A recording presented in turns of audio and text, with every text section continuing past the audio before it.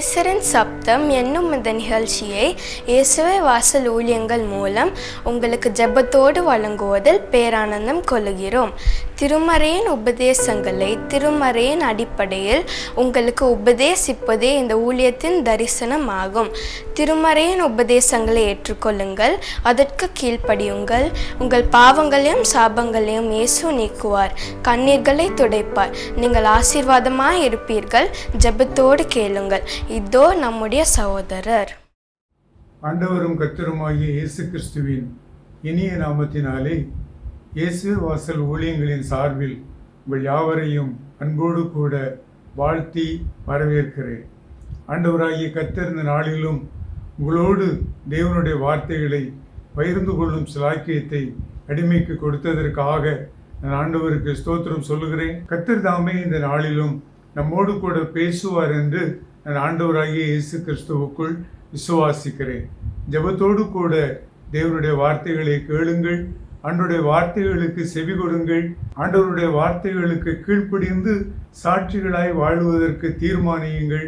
ஆண்டவராகிய கர்த்தர் இம்மையிலும் மறுமையிலும் உங்களை ஆசீர்வதிப்பார் என்று நாம் விசுவாசித்து ஆண்டவருடைய வார்த்தைகளுக்குள் கடந்து செல்வோம். இந்த நாளிலும் நாம் தியானிக்க இருக்கிற செய்தியின் தலைப்பாக கிறிஸ்துவின் மேல் நம்பிக்கை என்கிற தலைப்பு கொடுக்கப்பட்டிருக்கிறது. பொதுவாக நாம் மனிதர்களை எடுத்து பார்ப்போமே என்று சொன்னால், மனிதர்கள் பூமியிலே வாழும் மட்டிலும் ஒருவரை ஒருவர் நம்பித்தான் வாழ்கிறார்கள், வாழ்ந்து கொண்டிருக்கிறார்கள் என்பதை நாம் யாவரும் அறிந்திருக்கிறோம். இது மனிதனுக்கு பூமியிலே ஏற்படுத்தப்பட்டிருக்கிற ஒரு பொதுவான நீதியாக இருக்கிறது. ஆண்டவராகிய கர்த்தர் சங்கீதக்காரனை கொண்டு ஆவியானவரின் வழியாக நமக்கு ஒரு வார்த்தையை சொல்லுகிறார். வாசிக்கலாமா? 118வது சங்கீதம் 8வது வசனத்தை வாசித்து பாருங்கள். மனுஷனை நம்புவதை பார்க்கிலும் தேவன் பேரில் பற்றுதலாயிருப்பது நலமாயிருக்கும் என்று சொல்லி தேவன் நமக்கு ஒரு நல்ல ஆலோசனையை கொடுக்கிறார். வாழ்க்கையிலே நமக்கு என்ன பொதுவான நீதி இருந்தாலும் ஆண்டவராகிய கர்த்தர் நம்மை சிருஷ்டித்தவர் நமக்கு கொடுக்கிற ஆலோசனை இல்லைன்னு சொன்னால், மனிதனை நம்புவதை பார்க்கிலும் தேவன் பேரில் பற்றுதலாயிருப்பது நமக்கு நலமாக இருக்கும் என்று சொல்லி சங்கீதக்காரனை கொண்டு திட்டவட்டமாக சொல்லுகிறார். இதற்கு ஆதாரமாக பரிசுத்த வேதாகமத்தில் இருந்து ஒரு வரலாற்று சம்பவத்தை நான் உங்களுக்கு முன்பதாக எடுத்து வைக்க விரும்புகிறேன். பெனதாத் என்கிற ஒரு ராஜா இஸ்ரவேலை ஆண்டு கொண்டிருந்த வேளையிலே அவனுடைய சத்துருவாக இருந்த சீரிய நாட்டு மன்னன் அந்த இஸ்ரவேல் தேசத்தை சுற்றிலுமாக அவன் முற்றுகையிட்டான்.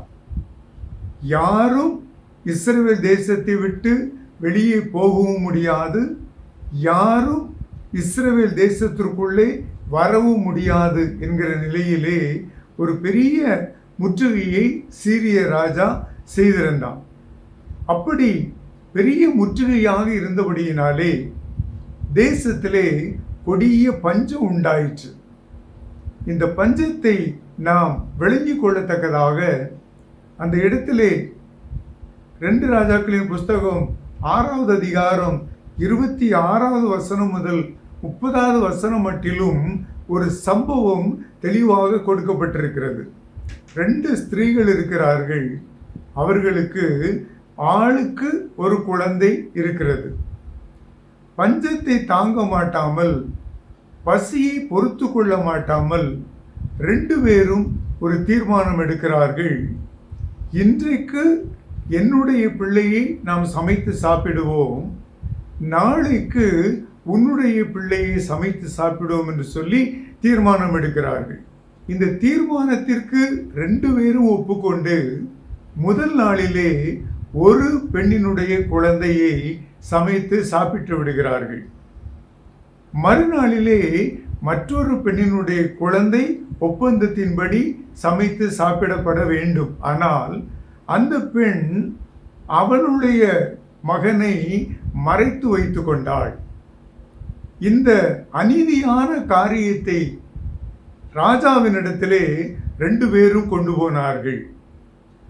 ஒருத்தி சொல்லுகிறாள், இவ்விதமாக நாங்கள் ஒப்பந்தம் செய்து கொண்டிருக்கிறோம், அந்த ஒப்பந்தத்தை மீறி இவள் தன் பிள்ளையை மறைத்து வைத்து கொண்டாள் என்று ராஜாவினிடத்தில் ஒரு பிராது பண்ணுகிறாள். ராஜாவுக்கு என்ன செய்வதென்று சொல்லே தெரியாமல் அவர் அங்கும் இங்கும் அங்கலாய்த்த நிலையிலே தான் போட்டிருந்த உடைகளை கிழித்து கொண்டு மேடையிலே அந்த அலங்கத்திலே அவர் உலாவிக் கொண்டு இருக்கிற காரியத்தை நாம் அந்த வசனங்களிலே வாசிக்க முடிகிறது. அருமையான தேவஜனமே, எவ்வளவு கொடிய ஒரு பஞ்சம் என்பதை நாம் சற்று இந்த இடத்திலே விளங்கிக் கொள்ள முடிகிறது. இது போன்ற ஒரு பஞ்சம் ஒருவேளை நம்முடைய நாட்களிலே எடுத்துக்கொண்டாலும் சரி, நம்முடைய மூதாதையர்களுடைய நாட்களிலே எடுத்துக்கொண்டாலும் சரி, ஏற்பட்டிருப்பதற்கு வாய்ப்பு இருப்பது போல தெரியவே இல்லை. அத்தனை கொடிய ஒரு பஞ்சத்திலே அந்த இஸ்ரவேல் தேசம் அந்த நாட்களிலே பிடிக்கப்பட்டு போயிற்று. ஆகையினாலே தான் இந்த சூழ்நிலையிலே தான் அந்த பெண்கள் 2 பேரும் ஒருவரை ஒருவர் நம்பி வாக்கு கொடுத்திருந்தார்கள். ஆனால் நம்பினவர்கள் ஒருவரை ஒருவர் மோசம் போக்குகிறவர்களாக இருந்தார்கள் என்று நாம் இந்த இடத்திலே பார்க்க முடிகிறது. மனிதன் எந்த நிலையிலும் நம்மை மோசம் போக்குகிறவன் தான் என்பதை நாம் இந்த வரலாற்று சம்பவத்தை கொண்டு திட்டவட்டமாக விளங்கிக் கொள்ள முடிகிறது. இதிலிருந்து சங்கீதக்காரன் சொல்லுகிற அந்த கூற்று எத்தனை உண்மையானது என்பது நமக்கு விளங்குகிறது.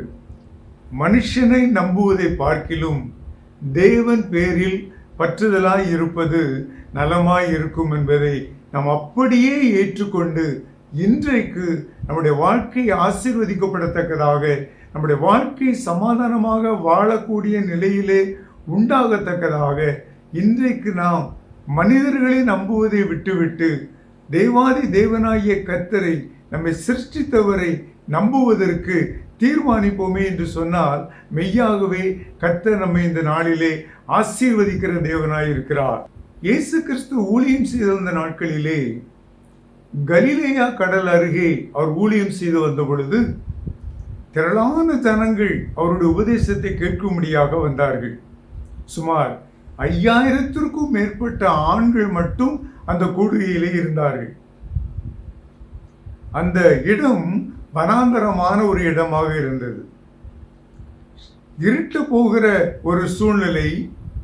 அந்த வேளையிலே சீஷர்கள் வந்து இயேசு கிறிஸ்துவிடத்திலே சொல்லுகிறார்கள், ஆண்டவரே, வனாந்தரமான இடமாக இருக்கிறது, திரளான ஜனங்கள் இருக்கிறார்கள், இவர்களுக்கு ஆகாரம் கொடுப்பதற்கு இங்கே நாம் வாங்கி கொள்வதற்கு ஒரு இடமும் இல்லை என்று சொல்லி ஆண்டவரிடத்திலே வந்து அந்த சீஷர்கள் ஒரு பிராது பண்ணுகிறார்கள்.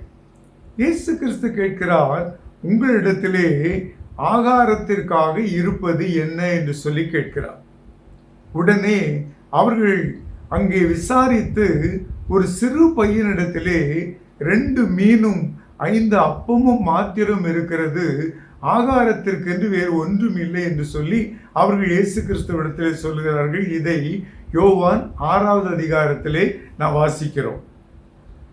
இயேசு கிறிஸ்து அதை கேட்டவுடனே அந்த 2 மீனையும் 5 அப்பத்தையும் என்னிடத்திலே கொண்டு வாருங்கள் என்று சொல்லி அதை கேட்டு வாங்கி அதை ஆசீர்வதித்து அதை சீஷரிடத்திலே கொடுத்து எல்லாரையும் அமரச் செய்து அவர்களுக்கு ஆகாரம் கொடுங்கள் என்று சொல்லி இயேசு கிறிஸ்து சொல்லிவிட்டார்.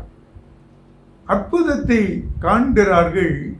5 அப்பமும் 2 மீனும் 5000 பேர் போஷிக்கிற அளவிற்கு அதிகமாக 5000 பேர் போஷிக்கிற அளவிற்கு அதிகமாக பெருத்து கொண்டே இருந்தது.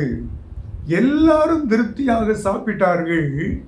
சாப்பிட்டு முடித்த பின்பு மீதியான துணிக்கையாக 12 கூடை நிறைய எடுத்தார்கள் என்று நாம் அந்த 6வது அதிகாரத்திலே யோவான் சுவிசேஷத்திலே வாசிக்க முடிகிறது. இதை ஓரளவிற்கு கிறிஸ்தவர்களாகி நம்ம எல்லாருக்கும் நன்றாக தெரிந்த ஒரு சம்பவம்.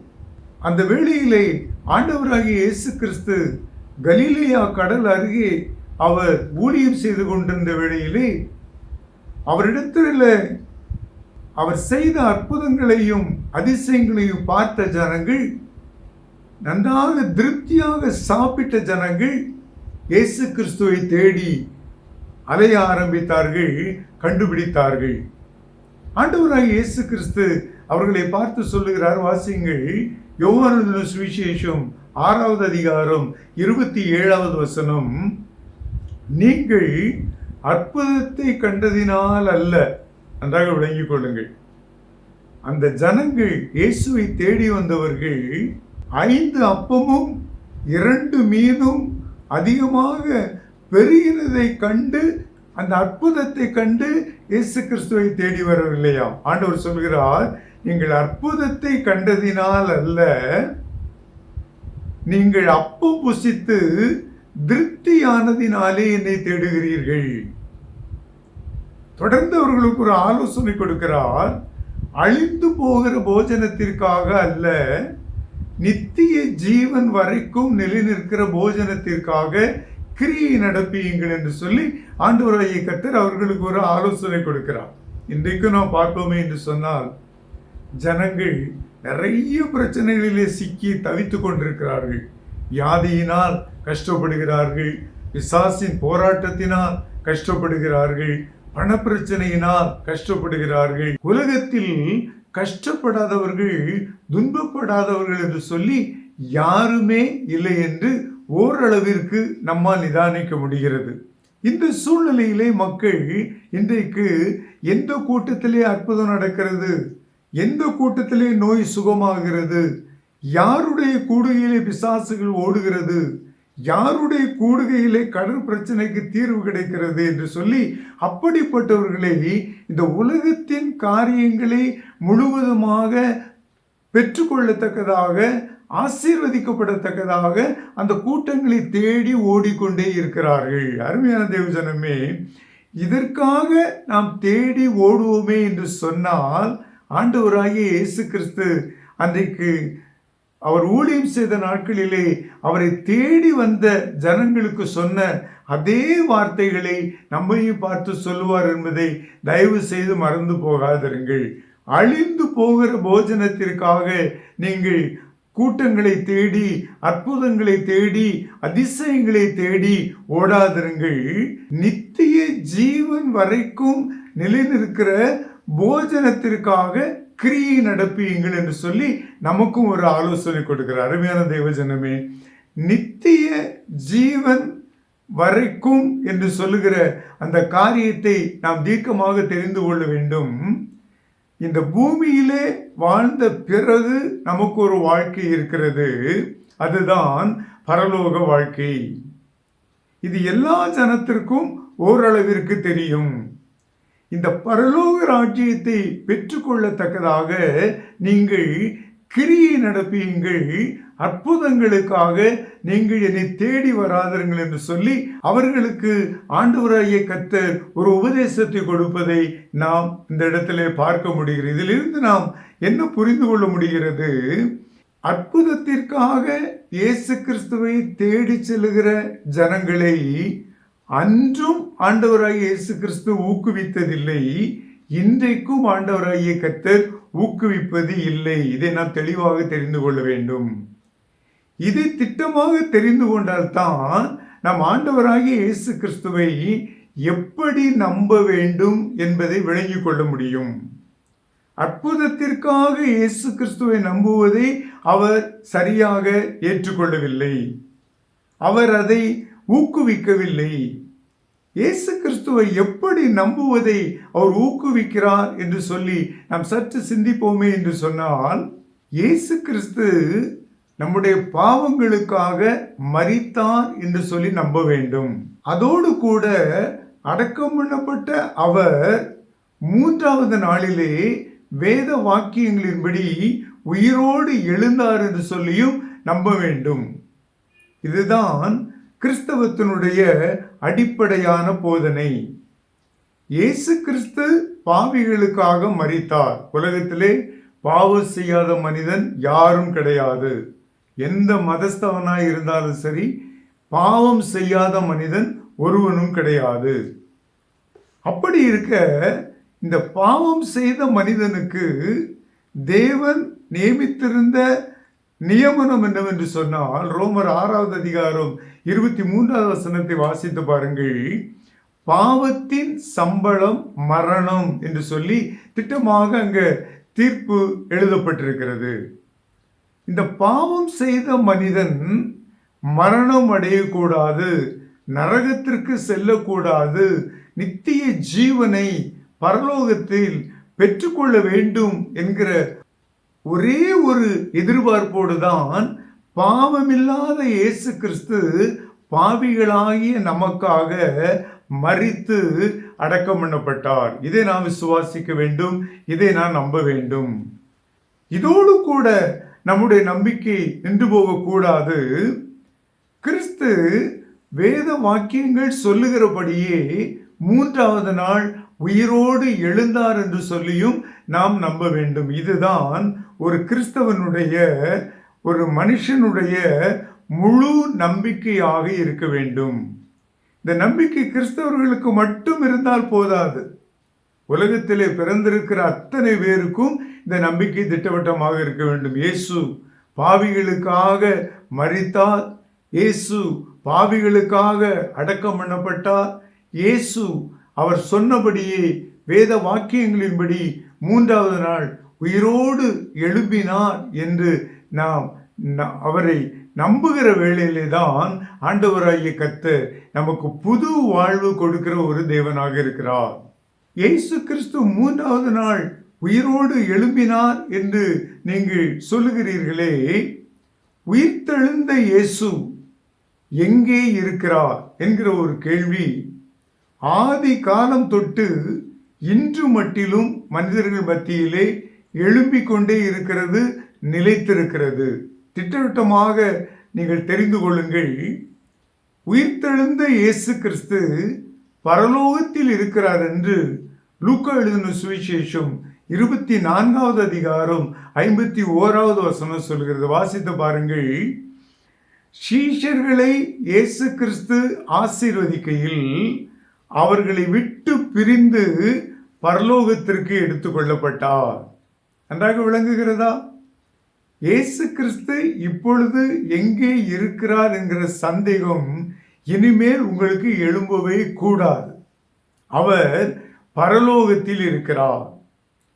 பரலோகத்திலே இருக்கிற இந்த இயேசு கிறிஸ்து இந்த பூமியிலே சுவிசேஷத்தை அறிவித்துக் கொண்டிருக்கிற அந்த காலங்களிலே சீஷர்களை பார்த்து சொன்னார், நான் போய் உங்களுக்கு ஒரு ஸ்தலத்தை ஆயத்தம் பண்ணின பின்பு நான் இருக்கிற இடத்திலே நீங்களும் இருக்கும்படி நான் மறுபடியுமாக வந்து உங்களை என்னிடத்திலே சேர்த்து கொள்வேன் என்று சொல்லி இருக்கிறார். இந்த வார்த்தையை யோவான் 14வது அதிகாரம் 3வது வசனத்திலே நீங்கள் வாசிக்கலாம். பாருங்கள், அன்று திட்டவட்டமாக சொல்கிறார், நான் உங்களுக்காக பரலோக ராஜ்யத்தில் ஸ்தலத்தை ஆயத்தம் பண்ணின பின்பு திரும்பவுமாக இந்த பூமிக்கு வந்து உங்களை என்னோடு நீங்கள் வாழும்படியாக, என்னோடு கூட நீங்கள் பரலோகத்தில் வாழும்படியாக உங்களை என்னிடத்திலே பரலோக ராஜ்யத்திலே சேர்த்து கொள்வேன் என்று சொல்லி ஆண்டவராகிய இயேசு திட்டவட்டமாக சொல்லி இருக்கிறார். அருமையான தேவனுடைய ஜனமே, நன்றாக யோசித்து பாருங்கள். நமக்கு இந்த உலக வாழ்க்கையோடு நம்முடைய வாழ்க்கை முடிந்து போவது இல்லவே இல்லை. இந்த ஜென்ம சரீரம் இல்லை என்றால் இந்த மாம்ச சரீரமானது இந்த உலக வாழ்க்கையோடு அழிந்து போகும். ஆனால் நமக்கு 2 சரீரத்தை தேவன் கொடுத்திருக்கிறார். 1 கொரிந்தியர் 15வது அதிகாரம் 44வது வசனத்தை வாசித்து பார்ப்பீர்கள் என்று சொன்னால், ஜென்ம சரீரமும் உண்டு, ஆவிக்குரிய சரீரமும் உண்டு என்பதை நாம் இந்த இடத்திலே வாசிக்க முடிகிறது. இந்த ஜென்ம சரீரம் மாண்டு போகும், மரித்து போகும், அடக்கம் பண்ணப்படும்.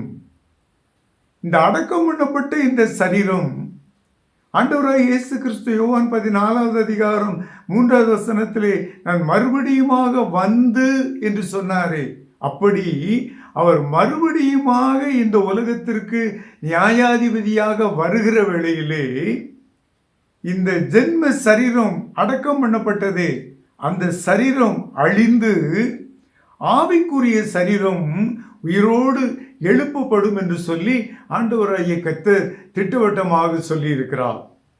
அதற்கு அடையாளமாகத்தான் ஆண்டவராகிய இயேசு மரித்தவர்களின் அதற்கு அடையாளமாகத்தான் ஆண்டவராகிய இயேசு உயிர்த்தெழுந்தவர்களின் முதற் பலனாக உயிர்த்தெழுந்தார் என்று 1 கொரிந்தியர் 15வது அதிகாரம் 20வது வசனத்திலும் 23வது வசனத்திலும் நாம் வாசிக்கிறோம். அருமையான தேவனுடைய ஜனமே, மனிதனுடைய வாழ்க்கை இந்த உலக வாழ்க்கையோடு முடிந்து போவது கிடையவே கிடையாது. இந்த சரீரம் அழிந்த பின்பு ஆவிக்குரிய ஒரு சரீரம் இயேசு கிறிஸ்து இந்த உலகத்திற்கு நியாயாதிபதியாக வரும் பொழுது உயிர்ப்பிக்கப்படும். கிறிஸ்தவர்கள் மட்டும் உயிர்ப்பிக்கப்பட மாட்டார்கள். யாரெல்லாம் எந்த மதத்தில் உள்ளவர்கள் எல்லாம் மரித்து மண்ணிலே அடக்கம் பண்ணப்பட்டார்களோ அத்தனை பேரும் ஆண்டவராய் இயேசு கிறிஸ்து இந்த உலகத்திற்கு நியாயாதிபதியாக வருகிற வேளையிலே உயிரோடு எழுப்பப்படுவார்கள். நன்றாக விளங்கிக் கொள்ளுங்கள். இது கிறிஸ்தவர்கள் தான் இப்படி சொல்லிக் கொண்டிருக்கிறார்கள். மற்ற மதஸ்தவர்களுக்கெல்லாம் இது பொருந்தாது. நமக்கு 7 பிறவிகள் உண்டு. அந்த 7 பிறவிக்கு பின்பு நாம் சொர்க்கத்தை அடைந்து விடுவோம் என்கிற நம்பிக்கையிலே வாழ்ந்து கொண்டிருப்பீர்கள் என்று சொன்னால் தயவு செய்து கொஞ்சம் சிந்தித்து பாருங்கள். வேதவசனம் திட்டவட்டமாக சொல்கிறது, மனுஷன் ஒரே விசை பிறப்பதும் பின்பு மரிப்பதும் பின்பு அவன் நியாய தீர்ப்பு அடைவதுமே அவனுக்கு நியமிக்கப்பட்டிருக்கிறது என்று சொல்லி திட்டவட்டமாக சொல்கிறது. 7 பிறவிகள் என்று பரிசுத்த வேதாகமத்திலோ அல்லது வேறு எந்த வேத நூல்களிலோ சொல்லப்படவே இல்லை. ஆகையினாலே இந்த ஜென்ம சரீரம் அழிந்த பின்பு இயேசு கிறிஸ்து உலகத்திற்கு நியாயாதிபதியாக வருகிற வேளையிலே ஆவிக்குரிய சரீரம் இந்த பூமியிலிருந்து எழுப்பப்படும். இந்த ஆவிக்குரிய சரீரம் எழுப்பப்பட்டு நியாய தீர்ப்பின் நாட்களிலே இயேசு கிறிஸ்துவுக்கு முன்பதாக நிறுத்தப்படும். அப்பொழுது அவனவனுடைய கிரியைகளுக்கு தக்கபடி ஆண்டவராய் இயேசு கிறிஸ்து அவனவனுக்கு பலன் கொடுப்பார் என்று வேதவசனம் சொல்கிறது. இயேசு கிறிஸ்து வருகிறார் வருகிறார் வருகிறார் என்று ஆதி காலம் தொட்டு சொல்லிக்கொண்டே இருக்கிறார்களே, அவர் எப்பொழுது வருவார், எப்படி வருவார் என்று ஒருவேளை நீங்கள் கேட்பீர்களே என்று சொன்னால், இயேசு கிறிஸ்து திருடன் வருகிற பிரகாரமாக இந்த பூமியிலே வருவார். கடைசி எக்காலம் தொனிக்கப்படுகிற வேளையிலே தேவ தூதர்களோடும் பிரதான தூதனுடைய எக்கால சத்தத்தோடும் ஆண்டவராகிய இயேசு கிறிஸ்து இந்த பூமிக்கு வருவார் என்று 1 தெசலோனிக்கேயர் 4வது அதிகாரம் 16வது வசனத்திலே நான் வாசிக்க முடிகிறது. அப்படி அவர் வரும்பொழுது முதலாவது கிறிஸ்துவுக்குள் மரித்தவர்கள், அதாவது ரட்சிக்கப்பட்டு ஞானஸ்தானம் எடுத்து பரிசுத்தாவியின் நிறைவை பெற்று மரித்தவர்கள், கிறிஸ்துவுக்குள் மரித்தவர்கள் என்று சொல்லப்படுவது இதுதான்.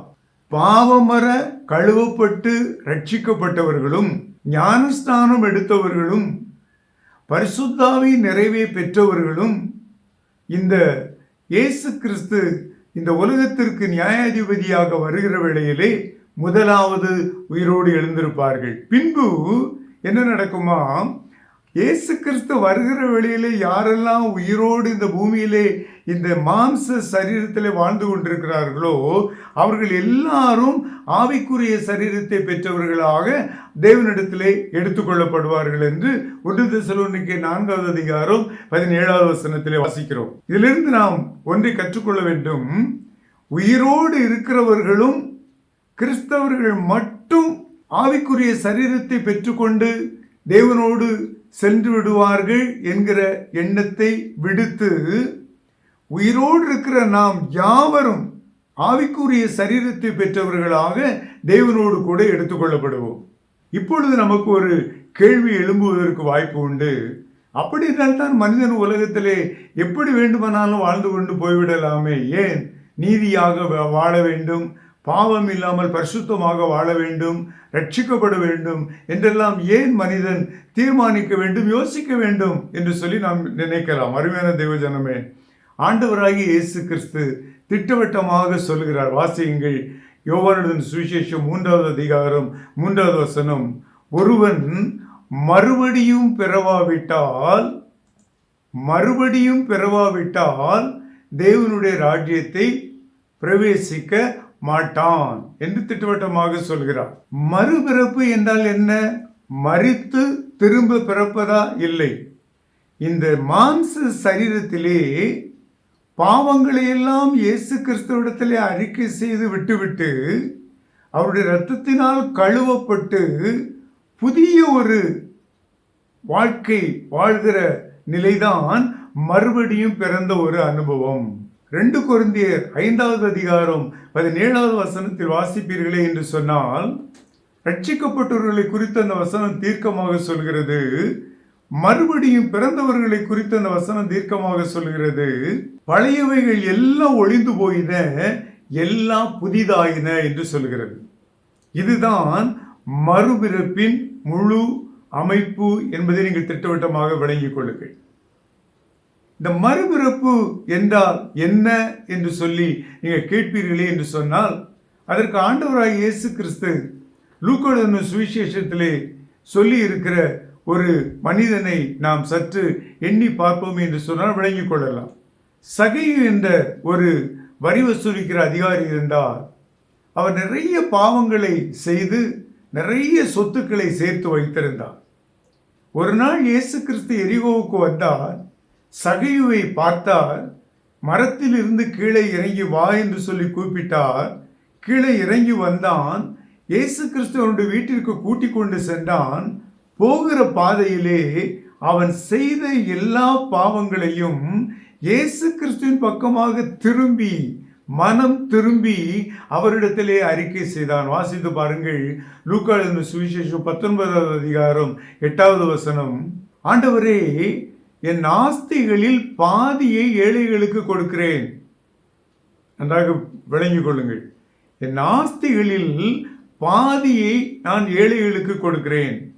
நான் ஒருவனிடத்தில் எதையாவது அநியாயமாய் வாங்கினதுண்டானால் நாளத்தனையாக அதை திரும்ப செலுத்துகிறேன் என்று தன்னுடைய பாவத்தை மனம் திரும்பி இயேசு கிறிஸ்துவிடத்திலே அப்படியே ஒப்பு கொடுப்பதை நாம் இந்த இடத்திலே பார்க்கிறோம். இந்த சகைவை பார்த்த ஆண்டவராய் இயேசு கிறிஸ்து சொன்னார், இன்றைக்கு இந்த வீட்டிற்கு ரட்சிப்பு வந்தது, இவனும் ஆபிரகாமின் குமாரனாய் இருக்கிறானே என்று சொல்லி. அருமையான தேவ ஜனமே, மறுபடியும் பிறந்த ஒவ்வொருவரையும் பார்த்து ஆண்டவராய் இயேசு கிறிஸ்து சொல்கிறார்.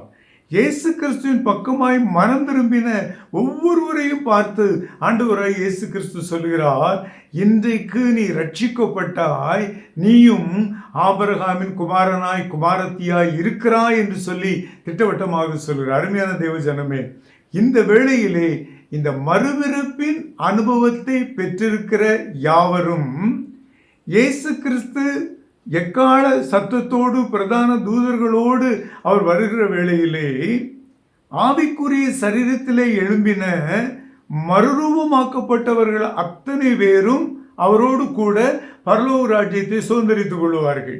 ஏனையோர் மறுபடியும் பிறவாதவர்கள், ரட்சிக்கப்படாதவர்கள், ஞானஸ்தானம் எடுக்காதவர்கள், பரிசுத்தாவியின் நிறைவை பெறாதவர்கள், அவர்களும் ஆவிக்குரிய சரீரத்தில் உயிரோடு எழுந்திருப்பார்கள். ஆனால் அவர்களுக்காக ஆயத்தம் பண்ணப்பட்டிருக்கிற நித்திய நரகத்திலே தேவன் அவர்களை தள்ளிவிடுவார் என்பதை வெளிப்படுத்தின விசேஷத்திலே நாம் வாசிக்கிறோம். அருமையான தேவனுடைய ஜனமே, எல்லாருக்கும் உயிர்த்தெழுதல் உண்டு. ஆனால் மறுபடியும் பிறந்தவர்களுக்கு மட்டும் பரலோக ராஜ்யத்திலே தேவன் சேர்த்துக் கொள்கிற தேவனாய் இருக்கிறார். ஏனையோரை அவர் நரகத்திலே அக்கினி கடலிலே தள்ளுகிற தேவனாய் இருக்கிறார். ஆகையினாலே இந்த நாளிலே உங்களுக்கு கொடுக்கப்பட்டிருக்கிற இந்த சந்தர்ப்பத்திலே ஆண்டவராகிய இயேசு கிறிஸ்துவை உடைய சொந்த இரட்சகராக ஏற்றுக்கொண்டு அவர் பாவிகளுக்காக மரித்தார் என்பதை நம்பி, அவர் பாவிகளுக்காக அடக்கம் பண்ணப்பட்டார் என்பதை நம்பி, வேத வாக்கியங்களின்படி அவர் 3வது நாள் உயிரோடு எழுப்பினார் என்பதை நம்பி, அவர் சொல்லி இருக்கிறபடியே கடைசி நாட்களிலே திருடனை போல் அவர் இந்த பூமியிலே நியாயாதிபதியாக வருவார் என்பதை நம்பி, இன்றைக்கு கிறிஸ்துவின் பக்கமாய் மனம் திரும்பி நீ செய்து கொண்டிருக்கிற எல்லா பாவங்களையும் உள்ளத்தின் ஆழத்தில் இருந்து நீ இயேசு கிறிஸ்துவிடத்திலே அறிக்கை செய்து விட்டு விடுவாயே என்று சொன்னார். ஆண்டவராய் இயேசு கிறிஸ்து இந்த பூமியிலே நியாயாதிபதியாக வருகிற வேளையிலே ஆவிக்குரிய சரீரத்திலே உயிர்த்தெழுகிற உன்னை அவரோடு கூட பரலோக ராஜ்யத்திலே சேர்த்து கொள்ளுவார் என்பதிலே சந்தேகம் கிடையவே கிடையாது. உலகத்திலே நீங்கள் எவ்வளவு செல்வாக்காக வாழ்ந்தாலும் சரி, எவ்வளவு பெரிய அதிகாரமுள்ள அதிகாரியாக வாழ்ந்தாலும் சரி, எவ்வளவு பெரிய அதிபதியாக வாழ்ந்தாலும் சரி, நீங்கள் இந்த பூமியிலே இந்த பரலோக ராஜ்யத்திலே இருக்கிற சந்தோஷத்தை போன்ற ஒரு சந்தோஷத்தை, சமாதானத்தை போன்ற ஒரு சமாதானத்தை பெற்றிருக்கவே முடியாது, பெற்றுக்கொள்ளவே முடியாது. ஆகவேதான் ஆண்டவராய் இயேசு கிறிஸ்து மத்தேயு 11வது அதிகாரம் 28வது வசனத்திலே சொன்னார், வருத்தப்பட்டு பாரம் சுமக்கிறவர்களே, இந்த பூமியிலே வருத்தத்தோடு வாழ்ந்து கொண்டிருக்கிறவர்களே, நீங்கள் எல்லாரும் மனம் திரும்பி என்னிடத்தில் வாருங்கள், நான் உங்களுக்கு பரலோக ராஜ்யத்திலே இளைப்பாறுதலை, சந்தோஷத்தை, சமாதானத்தை தருவேன் என்று திட்டவட்டமாக சொல்லி இருக்கிறார். அருமையான தேவஜனமே, இன்றைக்கு இந்த வார்த்தைகளை நம்பி, இயேசு கிறிஸ்துவை நம்பி நீ உன் வாழ்க்கையை ஆண்டவருக்கென்று ஒப்பு கொடுப்பாயே என்று சொன்னால், மனம் திரும்புவாயே என்று சொன்னால், ஆண்டவராய் இயேசு உன்னை இந்த நாளிலே ஆசீர்வதிக்கிற தேவனாய் இருக்கிறார். நீ விரும்புகிற அற்புதத்தை உனக்கு செய்கிற தேவனாய் இருக்கிறார். உன் நோய்களை இயேசு கிறிஸ்து குணமாக்குகிற தேவனாய் இருக்கிறார். நீ இந்த நாளிலும் இயேசு கிறிஸ்துவை நம்புகிறாயா? மனிதர்களை நம்புகிறாயா? மனிதர்களை நம்புவதை விட்டுவிட்டு பரலோக ராஜ்யத்திலே உன்னை சேர்த்து கொள்ள போகிற இயேசு கிறிஸ்துவை நம்பி நீ இன்றைக்கு வாழ்வதற்கு தீர்மானிப்பாயே என்று சொன்னார். யுகாயுகமாக நித்தியமாக நீ சமாதானத்தோடு கூட இம்மையிலும் வாழலாம், பரலோகத்திலும் வாழலாம். இந்த நம்பிக்கையோடு கூட இயேசு கிறிஸ்துக்கு ஒப்பு கொடுத்து என்னோடு சேர்ந்து ஜெபிப்பீர்களா? அன்புள்ள இயேசுராஜா, இந்த அருமையான ஜெப நேரத்திற்காக ஸ்தோத்திரம். கேட்ட விசுவாசிகள் ஒவ்வொருவரையும் உடைய கருத்திலே கொடுக்கிறேன். யார் யார் எந்த நிலையிலே நம்பிக்கையோடு வாழ்ந்து கொண்டிருந்தார்களோ, யார் யார் பணத்தை நம்பி வாழ்ந்து கொண்டிருந்தார்களோ, யார் யார் கல்வியை நம்பி வாழ்ந்து கொண்டிருந்தார்களோ, யார் யார் உறவினர்களை நம்பி வாழ்ந்து கொண்டிருந்தார்களோ, அத்தனை பேரும் இவைகள் எல்லாம் மாயையானது என்று சொல்லி ஏற்றுக்கொண்டு, ஆண்டவரே உம்மை நம்பி உம்மேல் நம்பிக்கை வைத்து வாழ்வேன், என் பாவத்தை மன்னியும் என்று சொல்லி யார் யார் உம்மிடத்திலே வேண்டுதல் செய்து கொண்டிருக்கிறார்களோ அத்தனை பேரையும் உம்முடைய இரத்தத்தினால் கழுவி உம்முடைய பிள்ளைகளாக மாற்றி தேவரீ உம்முடைய ராஜ்யத்திற்கு சுதந்திரவாளிகளாக ஒவ்வொருவரையும் மாற்றுவீராக. இவர்களிலே யார் யார் வியாதியோடு கஷ்டப்படுகிறார்களோ, பிசாசின் தொல்லைகளோடு கஷ்டப்படுகிறார்களோ, பற்பல நெருக்கங்களோடு கஷ்டப்படுகிறார்களோ, அத்தனை பேரும் உம்மை நம்பி இந்த வேளையிலுமே நோக்கி பார்க்கிறபடியினாலே அவர்கள் ஒவ்வொருவருக்கும் அற்புதங்களை செய்வீராக. ஆசீர்வதியும். இயேசுவின் நாமத்தில் ஜெபிக்கிறோம் நல்ல பிதாவே. ஆமேன், ஆமேன். இந்த நிகழ்ச்சி உங்களுக்கு ஆசீர்வாதமாக இருந்திருக்கும் என்று கர்த்தருக்குள் நம்புகிறோம். எங்கள் முகவரி